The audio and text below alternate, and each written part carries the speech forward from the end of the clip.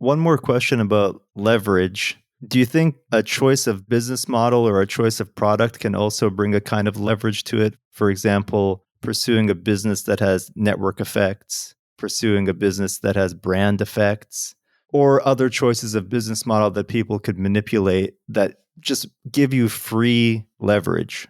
Yeah, there's some really good microeconomic concepts that are important to understand. One of those is scale economies, which is the more you produce of something, the cheaper it gets to make it. That's something that a lot of businesses have, basic economics 101. And you should try and get into a business where making widget number 12 is cheaper than making widget number 5, and making widget number 10,000 is a lot cheaper than the previous ones. And this builds up an automatic sort of barrier to entry against competition and getting commoditized. So that's an important one. Another one, this is along the same lines, but technology products, especially, and media products have this great quality where they have zero marginal cost of reproduction. So creating another copy of what you just created is free. So when somebody listens to this podcast or watches a YouTube video about this, it doesn't cost me anything for the next person who shows up. Those zero marginal cost things, they take a while to get going because you make very little money per user, but over time they can really, really add up. So Joe Rogan is working no harder on his current podcast than he was on podcast number 1. But on podcast number 1100, he's making $1 million for the podcast, whereas for the previous one, he probably lost money for the first one. That's an example of zero marginal cost.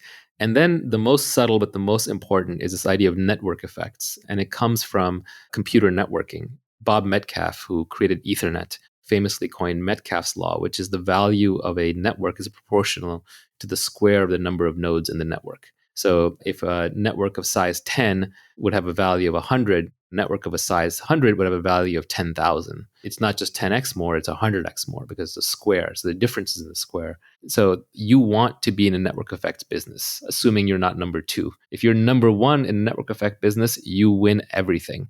So example, if you look at Facebook, right, your friends and family social networking protocol, who's their competitor? Nobody, because they won everything through network effects, which is why when people say, well, I can just switch away from Facebook, they don't realize that network effects create natural monopolies. They're very, very powerful things.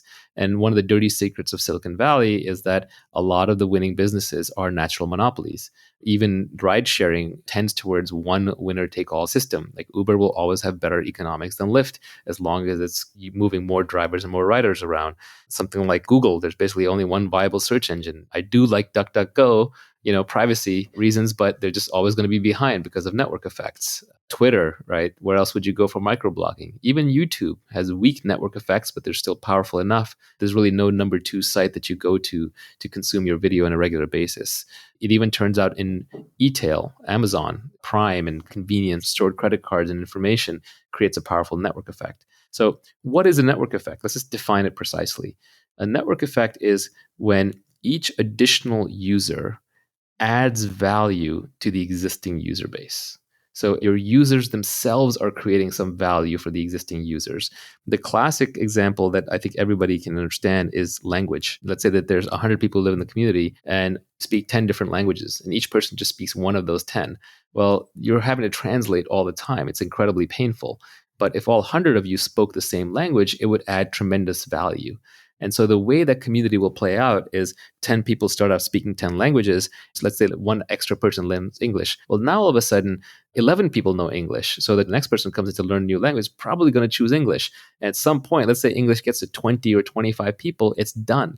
It's just going to own the entire language marketplace, and the rest of the languages will get competed out, which is why long term, the entire world is probably going to end up speaking English and Chinese. China is closed off on the internet, but the internet itself is a great leveler, and people who want to communicate on the internet are forced to speak English because the largest community of people on the internet speaks English. I always feel bad for my colleagues who grew up speaking foreign languages in foreign countries because you don't have access to so many books. So many books just haven't been translated into other languages. So if you only spoke French, or you only spoke German, or you only spoke Hindi, for example, you would be at a severe disadvantage in a technical education. Invariably, if you go and get a technical education, you have to learn English just because you have to read these books that have this data that has not been translated. So languages are probably the oldest example of a network effect. Money is another example. we should all probably be using the same money, except for the fact that geographic and regulatory boundaries have created these artificial islands of money. But even then, the world tends to use a single currency as the reserve currency at most times, currently the US dollar. So network effects are a very powerful concept. When you're picking a business model, it's really good idea to pick a model where you can benefit from network effects, low marginal costs, and scale economies. And these tend to go together. Like anything that has zero marginal cost of production obviously has scale economies. And things that have zero marginal cost of reproductions very often tend to have network effects because it doesn't cost you anything more to stamp out the thing. So then you can just create little hooks for users to add value to each other. So you should always be thinking about how your users, your customers can add value to each other, because that is the ultimate form of leverage. You're on the beach in the Bahamas or you're sleeping at night and your customers are adding value to each other.